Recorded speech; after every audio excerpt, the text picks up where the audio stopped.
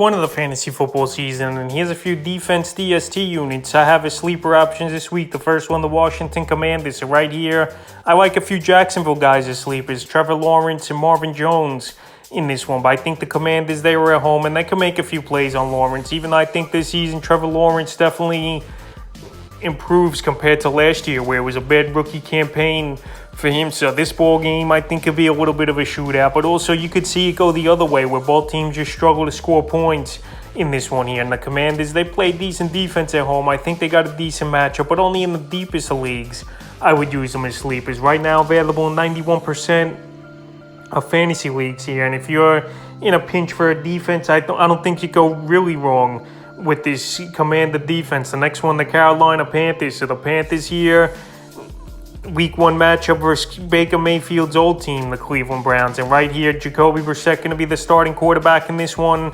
And besides Nick Chubb and Amari Cooper, not many weapons on this offense over there in Cleveland. And Jacoby Brissett, we know he don't have the strongest arm.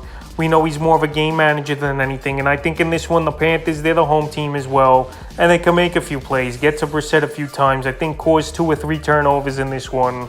And the Panthers, they want to come out strong, even though last season they did come out strong, starting 3-4-0, I believe.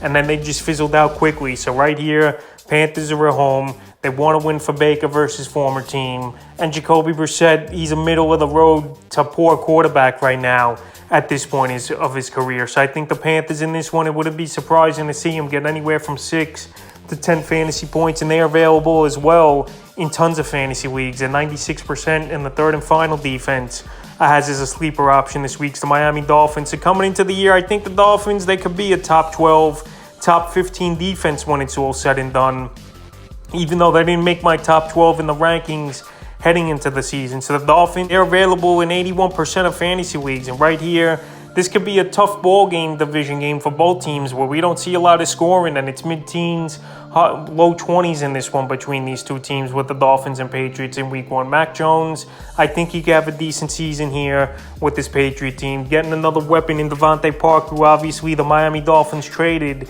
in the offseason here. But this ball game, like I said, I could see it being low scoring. I could see both defenses making some plays in this one, getting a few turnovers, getting a few sacks.